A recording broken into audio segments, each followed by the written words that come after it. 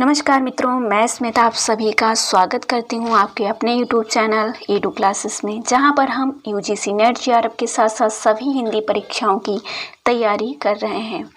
मित्रों, आज मैं आप सभी के लिए जो क्लास लेकर आई हूं, यह क्लास जो है आपके आने वाले एग्ज़ाम जो यूजीसी नेट जेआरएफ का 30 सितंबर को एग्ज़ाम होना है, उसके लिए मैं आप सभी के लिए टॉप 50 क्वेश्चन जो आपका सिलेबस है यूजीसी नेट जेआरएफ का, उस पर आधारित ये क्वेश्चन लेकर आई हूँ। उम्मीद करती हूँ आपको यह क्लास पसंद आएगी, क्योंकि यहाँ पे मैं आप सभी को फटाफट जो है ये 50 क्वेश्चन का रिवीजन करवाने वाली हूँ। ठीक है, तो चलिए बिना किसी देरी के पहला क्वेश्चन जो है उसका आंसर जानते हैं। मैं क्वेश्चन पढ़ूंगी और डायरेक्ट आंसर आपको बताती चलूँगी, इससे आपका फटाफट रिवीजन हो जाएगा। तो पहला क्वेश्चन जो है वो है कि स्वरभंग किस प्रकार का अनुभव है। तो प्रश्न नंबर 1 का सही जवाब सात्विक अनुभव। प्रश्न नंबर 2 है व्यक्तित्व के प्रकारों का सिद्धांत किसने दिया है। तो सही जवाब हो जाएगा सी यूंग। प्रश्न नंबर 3 है काव्य भाषा का सिद्धांत किसने दिया है। तो यहाँ सही जवाब हो जाएगा वी वर्ड्सवर्थ। प्रश्न नंबर 4 है कविता कभी खत्म नहीं होती है, कथन किसका है। तो प्रश्न नंबर 4 मुक्तिबोध का नाम आपने सुना होगा, सही जवाब हो जाएगा बी मुक्तिबोध। प्रश्न नंबर 5 है इनमें से कौन सी काव्यधारा को नव्य प्रगतिवाद भी कहा जाता है। तो प्रश्न नंबर 5 का सही जवाब हो जाएगा जनवादी कविता। प्रश्न नंबर 6 है नागार्जुन की कविताओं को नुक्कड़ नाटक किसने कहा है। तो वी ऑप्शन हो जाएगा बच्चन सिंह। प्रश्न नंबर 7 है आपका छायावाद तत्व तथा प्रकृति के बीच का जीवन उद्गीत है। तो ये परिभाषा किसने दी है। प्रश्न नंबर 7 का सही जवाब हो जाएगा महादेवी वर्मा। प्रश्न नंबर 8 है आशा में कितना सुधा है। इस तरीके के संवाद भी पूछे जाते हैं, तो यहाँ पे पूछा गया कि आशा में कितनी सुधा है, संवाद किस रचना से है। प्रश्न नंबर 8। तो प्रश्न नंबर 8 का सही जवाब हो जाएगा गोदान। प्रश्न नंबर 9 है यह भारत मानवता की जन्मभूमि है, यह कथन किसका है, किस नाटक से लिया गया है। प्रश्न नंबर 9 सही जवाब चंद्रगुप्त नाटक से लिया गया है, यह भारत मानवता की जन्मभूमि है। प्रश्न नंबर 10 है आम्रपाली नाटक के रचनाकार हैं। तो प्रश्न नंबर 10 का वी ऑप्शन राम वृक्ष वेनीपुरी सही जवाब हो जाएगा। प्रश्न नंबर 11 है कामायनी और प्रियंवदा किस उपन्यास की स्त्री पात्र हैं। इस तरीके के प्रश्न आते हैं, तो यहाँ पर सही जवाब आपका हो जाएगा परीक्षा गुरु कामनी और प्रियंवदा। प्रश्न नंबर 12 है अंधेरे में कविता को अंतर स्थल का विप्लव किसने कहा है। तो प्रश्न नंबर 12 का सही जवाब जो होगा वो है ए निर्मल जैन। प्रश्न नंबर 13 नई कविता का स्वर एक नई विविधता है, कथन है किसका। तो प्रश्न नंबर 13 सही जवाब है मुक्ति बोध।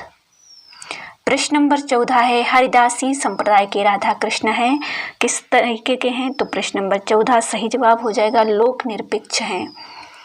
प्रश्न नंबर 15 है यह प्रेम को पंत कराल महापंक्ति जो है किसकी है रीतिकाल से। तो प्रश्न नंबर 15 का सही जवाब हो जाएगा बोधा। प्रश्न नंबर 16 है राष्ट्र कवि होते हुए भी भूषण सफल कवि नहीं है, क्यों नहीं है। प्रश्न नंबर 16 का सही जवाब हो जाएगा प्रकृति वर्णन की दृष्टि से यह जो है सफल कवि नहीं कहे जा सकते हैं। प्रश्न नंबर 17 है मतिराम किसके आश्रित कवि हैं। तो मतिराम जो है यहाँ पे बूंदी नरेश के जो है आश्रित कवि हैं। प्रश्न नंबर 18 है शिक्षित मध्यम वर्ग के स्वार्थपरता को उजागर करने वाली कहानी है। तो यहाँ पे प्रश्न नंबर 18 का सही जवाब डी अपना अपना भाग्य जो जैनेन्द्र के द्वारा लिखी गई है। प्रश्न नंबर 19 भारत की तत्कालीन राजनीतिक व सामाजिक दुर्दशा का प्रतीकात्मक चित्रण किस नाटक में किया गया है। तो 19 का सही जवाब वी भारत दुर्दशा। प्रश्न नंबर 20 है प्रेम सागर का वर्ण विषय क्या है। तो 20 का सही जवाब हो जाएगा विष्णु पुराण के 10वें स्कंद से लिया गया है। प्रश्न नंबर 21 है चंडी चरित्र उक्त विलास किस पर आधारित हैं। तो यह किसकी रचनाएं हैं यह भी देख लीजिएगा। चंडी चरित्र जो है गोविंद सिंह की रचना है। अब यहाँ पे जो है पूछा गया है ये आधारित किस पर है। 21 का सही जवाब जो हो जाएगा वो होगा दुर्गा चालीसा। प्रश्न नंबर 22 है आपका, वह कौन सा कवि है जिसे किसी राजा का स्थायी आश्रय प्राप्त नहीं हुआ? तो महत्वपूर्ण प्रश्न है 22 नंबर। यह रसलीन है जिनको किसी भी राजा का स्थायी आश्रय प्राप्त नहीं हुआ था। प्रश्न नंबर 23 है, कवि कुल कंठाभरण के रचनाकार हैं? तो 23 का सही जवाब हो जाएगा दूल्हा कवि। प्रश्न नंबर 24 है, निम्न में से गांधीवादी साहित्यकार नहीं है? तो गांधी दर्शन जो आपकी तृतीय जो इकाई है उसमें है। तो गांधीवादी साहित्यकार नहीं है, उपेंद्रनाथ अश्क भी हैं, जैनेंद्र भी हैं, जैनेंद्र भी हैं, प्रेमचंद भी हैं, विष्णु प्रभाकर भी हैं, लेकिन उपेंद्रनाथ अश्क जो हैं गांधीवादी साहित्यकार नहीं है। प्रश्न नंबर 25 से कृष्णायन नाटक का प्रकाशन वर्ष क्या है? तो कृष्णायन किसका नाटक है एक बार देख लीजिएगा। इसका प्रकाशन वर्ष जो है वो है 1942। रैदास के गुरु थे, 26 नंबर क्वेश्चन है आपका। तो रैदास के गुरु जो थे वो कौन थे? प्रश्न नंबर 26 सही जवाब आपका हो जाएगा यहाँ पे रामानंद। प्रश्न नंबर 27 जो है वो है कि प्रबंध व मुक्तक दोनों में समान रूप से साहित्यिक रचना करने वाले राम भक्त कवि थे? तो आप सभी को पता होगा तुलसीदास। यहाँ पे एक बार मैं इनके जन्म समय को बता देती हूँ जिससे आप सभी को रिवीजन हो जाए। केशव 1555, कबीर 1398, सूरदास 1478, तुलसीदास 1532। 28 नंबर क्वेश्चन आपका है, भक्ति काल की निर्गुण काव्यधारा की भाषा क्या थी? तो 28 का सही जवाब जो है वो हो जाएगा लोक भाषा थी। 29 नंबर क्वेश्चन है आपका, रामचंद्र शुक्ल ने रीतिकाल का प्रवर्तक माना है? तो रामचंद्र शुक्ल ने जो है रीतिकाल का प्रवर्तक माना है चिंतामणि को, और इनका समय 1609 माना जाता है। प्रश्न नंबर 30 है, सभी भक्त कवियों की विशेषता थी? तो 30 नंबर का सही जवाब जो है वो होगा ज्ञान पर भक्ति की विजय। 31 नंबर क्वेश्चन है, जो संस्कृत के 4 अध्याय आपके सिलेबस में लगी है, तो दिनकर ने संस्कृत के 4 अध्याय कितने खंडों में लिखा है? तो 31 का सही जवाब 4। 32 नंबर है, संस्कृत के 4 अध्याय किसको समर्पित कर लिखी गई है? तो वो है यहाँ पे 32 नंबर जो है वो हो जाएगा राजेंद्र यादव। 33 नंबर क्वेश्चन है, रज्जबबानी किसकी रचनाओं का संकलन है? तो यहाँ पे हो जाएगा सही जवाब 33 का ए दादू। किसने किया है? तो रज्जब ने किया है। प्रश्न नंबर 34 है, ब्रह्मरंध्र से तात्पर्य क्या है? 34 का सही जवाब हो जाएगा उपरोक्त सभी ब्रह्मा जी का चित्र। यहाँ पे आपका सही जवाब जो होगा ब्रह्मरंध्र जो है डी ऑप्शन सही हो जाएगा 34 का। ठीक है, ये सभी ऑप्शन सही होंगे। 35 नंबर क्वेश्चन, इनमें से भ्रमर गीत पर आधारित रचना नहीं है? तो 35 का सही जवाब जो है श्री कृष्ण गीतावली हो जाएगा। 36 नंबर क्वेश्चन है, तुलसीदास की समन्वय विराट चेष्टा किस ग्रंथ में की गई है?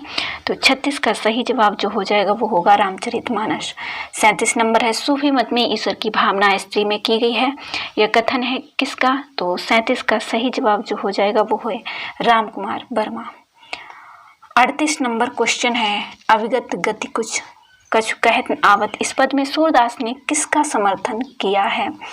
तो 38 का सही जवाब जो है वो होगा सगुण का।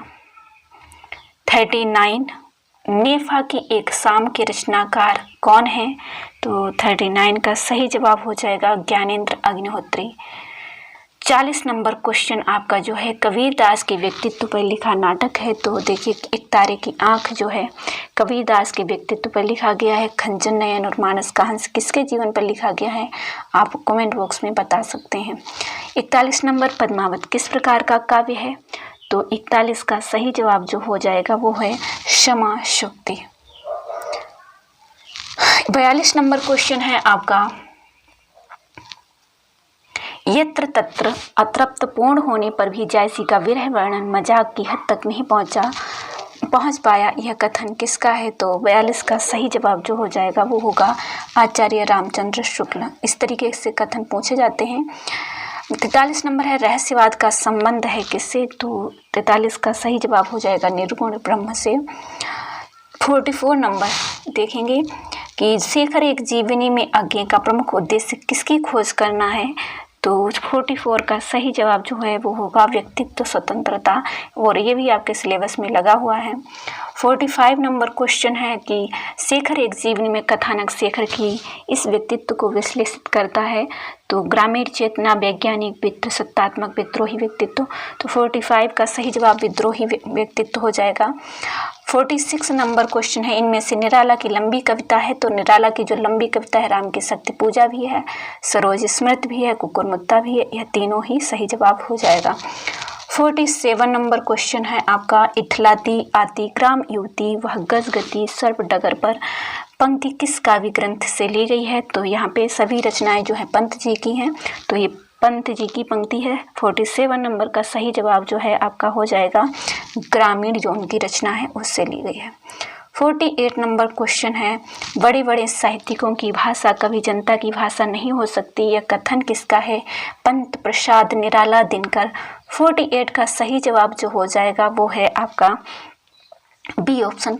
बड़े बड़े साहित्यिकों की भाषा कभी जनता की भाषा नहीं हो सकती, ये कथन निराला जी का है। C option is right answer हो जाएगा। 49 नंबर क्वेश्चन जो है, कविता करने की प्रेरणा मुझे प्रकृति से मिली, यह कथन जो है पंत जी का है। बी ऑप्शन सही जवाब हो जाएगा। और आज का अंतिम जो क्वेश्चन है 50 नंबर, समरसतावाद और आनंदवाद की स्थापना किस काव्य ग्रंथ में की गई है। तो समरसतावाद और आनंदवाद की स्थापना कामायनी में की गई है। C option is right answer हो जाएगा। कामायनी में जो 15 सर्ग हैं वो चिंता से लेकर आनंद तक हैं। तो आप सभी सर्ग देख लीजिएगा, मैंने एक क्लास भी बनाई थी, सभी सर्ग जो है मैंने ट्रिक के साथ पढ़ाए थे, आप लोग देख लीजिएगा। आपको ये क्लास कैसी लगी मुझे कमेंट बॉक्स में ज़रूर बताइएगा। और आपने 50 में कितने क्वेश्चन सही किए ये भी बताइएगा, जिससे मैं आपको एक और ऐसी ही क्लास दे सकूँ। ठीक है, तो इस वीडियो को यहीं पर एंड करेंगे। उम्मीद करती हूँ आप सभी को क्लास पसंद आएगी। आप लोग लाइक और शेयर करें, हमारा जो टेलीग्राम चैनल है उसको ज्वाइन करें। ठीक है, तो चलिए इस वीडियो को यहीं पर एंड करते हैं। Okay, all the best, take care, जय हिंद।